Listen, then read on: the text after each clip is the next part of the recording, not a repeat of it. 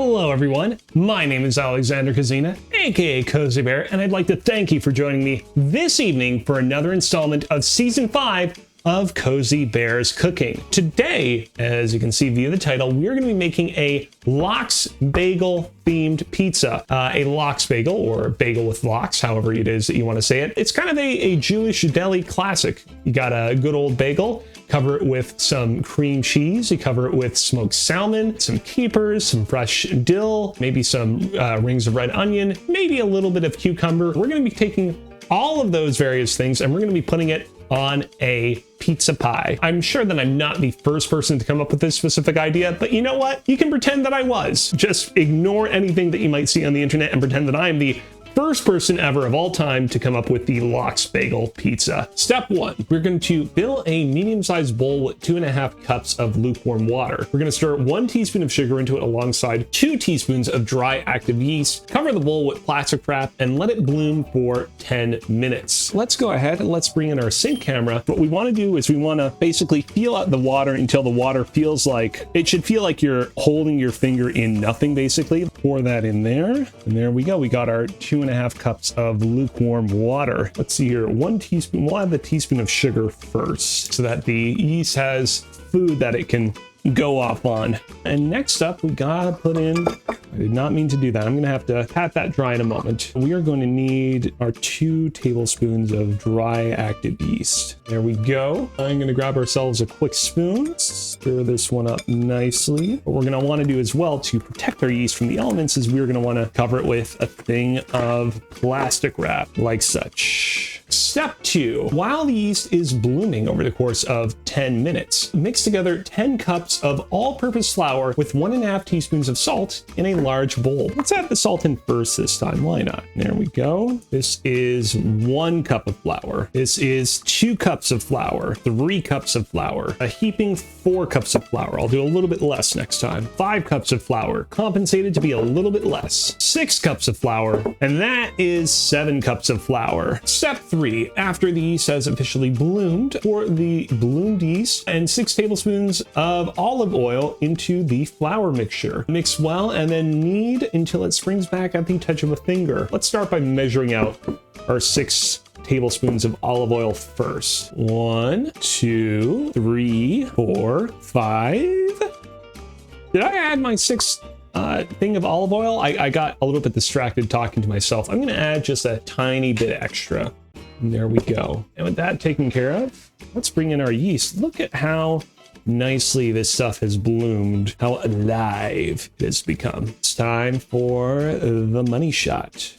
And with that taken care of, let's mix this bad boy up. We're gonna do as much as we possibly can with our spoon. And then once it reaches the point where our spoon is just not doing anything for us, we are going to take it on the road with our hands. We'll just go ahead, we'll schlep it like that. It's a little bit on the wet side. We might need to add a little bit more flour, or just a small amount. There we go. Make it easier for us to work this bad boy. We're gonna go ahead, we're gonna give this a bang. We're not going to do that too many times because I have a lot of things on this desk and I don't want to end up in a situation where something gets knocked off. But you know what? What if we did another bang? And you know what? If at first you don't succeed, if twice you don't succeed, maybe 3rd time's the charm. How much time we have on this thing? 15 seconds. All right, let's give it a good final jaunt here as we approach the end of our 15 seconds of kneading. 5, 4, 3, 2, and 1. Okay, gonna go ahead. We're gonna shape our dough so it's a nice cohesive looking ball. Step 4, grease the large bowl that we were using earlier with olive oil. Plop the dough onto it and cover the top with plastic wrap. Put it away to rise, and then we will bring in the bit of dough that I prepared ahead of time. Yes, like my prior streams where I've made pizza, I've made a point of preparing a whole batch of dough ahead of time. Go ahead, we're gonna I'll just pour a little glob of olive oil in here, and all greased up. I'm gonna plop this bad boy in there. Matt Obata says 24-hour dough cam, like watching grass grow but tastier. That's actually, I'm not gonna lie, that actually sounds like a great idea. And the only thing is, how do I monetize that? How do I turn that into a big old money-making scheme is the question. This dough is taken care of. I'm gonna go ahead and I'm gonna just put it over here. Actually, you know what? I'll just trade places with the other thing of dough that I've been rising. So I'm going to go and grab the other dough and swap this and put this in its place. I will be back in just a moment. I am back. Let me tell you, the dough that we prepared ahead of time is looking real super duper doughy right here. It is looking alive. Let's punch through this thing. And with that out of the way, it is time for us to... that didn't look as dramatic as I wanted it to be. We're going to get this stuff onto the table after I successfully push it all down. Then we are going to knead it for maybe like another 2 or so minutes until it becomes nice and cohesive. And there we go. More flour. Might be a little bit too much. We'll bring in flour as we need to. Step 5, this is what we just completed. Punch down and knead the already risen dough for a good 2 minutes. Store half of it in baggies. Divide the remaining dough into 2 balls and leave them to rise under a dampened dish towel. We're gonna go ahead and we're gonna get our dough cutter right here, and we're gonna do our best to cut ourselves half amount of this stuff. We're gonna cut once again into 2 halves. Sticking too much. I gotta get it in here before it's too late.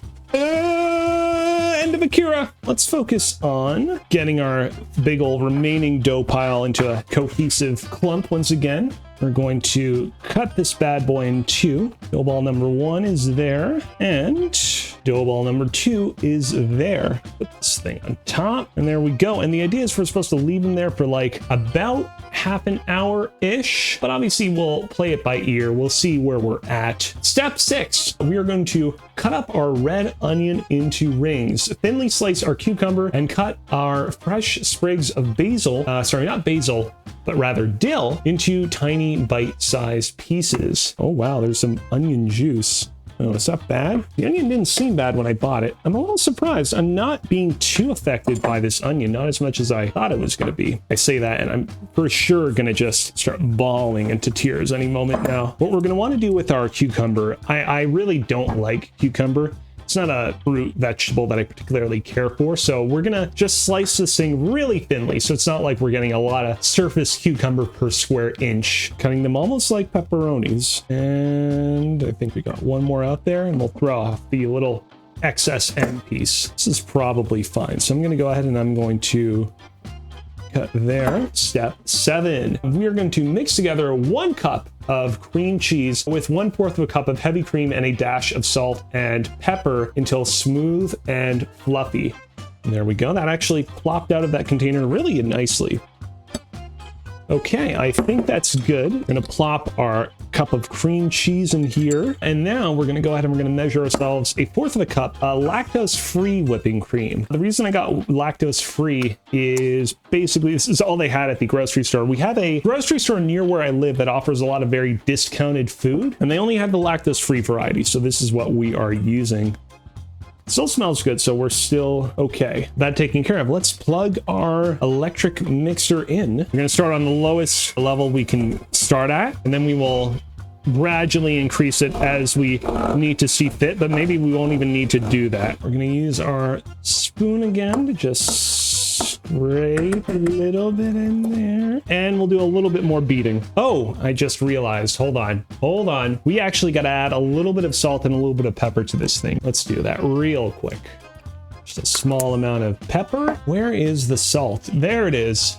Forgot about this. And there we go. Got our salt and pepper in there. We're going to do just a little bit more. All right, I think that's good. It's time for step 8. Spread out one of the dough balls into a pizza shape and then transfer to a piece of parchment paper on our pizza peel. Let's start with this one. This one's spread out even a little bit more. So what we're going to do is we're going to just focus on spreading this bad boy out, getting him into a nice, beautiful, circular, large pizza shape. I'm gonna schlep this here, and then we're gonna temporarily, very quickly fix its shape. It was so perfect a moment ago. It was the perfectly shaped pizza you've ever seen, and we had to go and ruin it because we gotta put it on our piece of parchment paper. I'm just gonna take the scissor real quick, and we're just gonna cut off some of the excess parchment paper. Let's spread some of our cream cheese paste on this bad boy. Hopefully this isn't gonna be too difficult. It's okay. It's not that bad. Let's return to our steps. We are going to spread the cream cheese spread on top of our pizza dough, and then we are going to schlep it in the oven for 10 minutes. Normally, this is where we would put our other ingredients on this bad boy, but in our particular case, most of the other ingredients we're going to be putting on this thing are things that we're not going to want to cook. We don't want to cook our cucumbers. We don't want to cook our onions, our smoked salmon in this particular case. We're just going to cook our cream cheese. So I'm going to go ahead and I'm going to grab myself our pizza peel. We're going to schlep our pizza dough onto this bad boy, and I'm going to go upstairs and I'm going to put him in the oven, set a timer for 10 minutes, which is what I found in the past tends to be the amount of time that we gotta cook these beauties, and then we will take it out of the oven. Be right back.